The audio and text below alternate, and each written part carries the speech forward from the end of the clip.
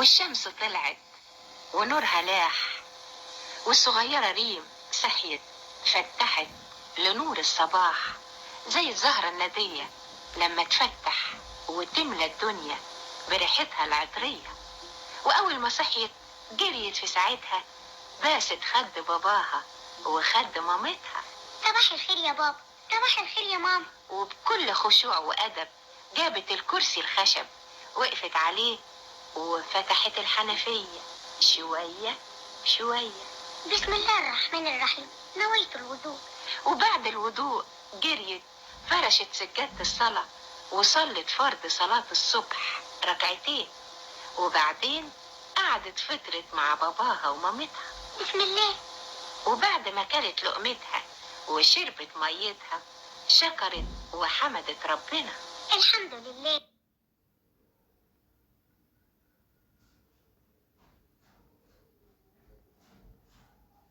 والشكر لله. ريم بنت حلوة حلوة زي العسل. والصغيرة ريم في كل يوم تفتح الراديو الصغير وتسمع غنوة وحدوتة جميلة من أبلة فضيلة الساعة 10 إلا ربع، وبعدين تجري على مامتها تحكي لها الحدوتة اللي سمعتها. ماما يا ماما، أبلة فضيلة كانت بتقول وكانت الشاطرة ياسمينة قاعدة بتلعب في الجنينة، شافت زهرة بتضحك لعينيها، عجبها لونها ولسه جاية هتمد ايديها علشان تقطفها من غصنها.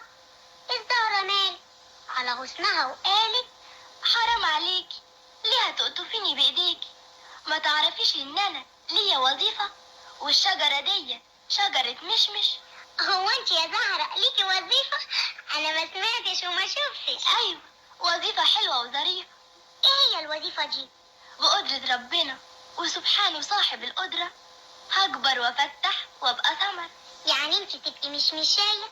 اما حكاية تاكليها وتتهني بيها، والبذرة اللي فيا اللي هي النقاية لما تزرعيها وتسقيها هتبقى شجرة، والشجرة لما تكبر هتشيل زهور كبيرة وورق أخضر، وكل زهرة هتكبر وتبقى ثمرة، وكل ثمرة هتشيل في قلبها بذرة، وكل بذرة هتبقى شجر. وريم بعد ما تحكي لمامتها الحدوتة اللي سمعتها تقعد لوحدها وتفكر بعقلها.